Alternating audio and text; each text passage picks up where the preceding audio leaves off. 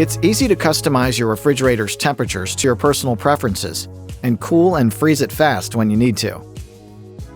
You can set the fridge temperature from 34 to 44 degrees Fahrenheit. The refrigerator may not always immediately display your adjustments, but your fridge is still working. To increase cooling, use the Power Cool function for maximum fan speed. With Power Cool, the fridge runs at full speed for 2.5 hours and then returns to the previous temperature. You can also adjust the freezer temperature to your liking. Set the freezer temperature from -8 to 5 degrees Fahrenheit.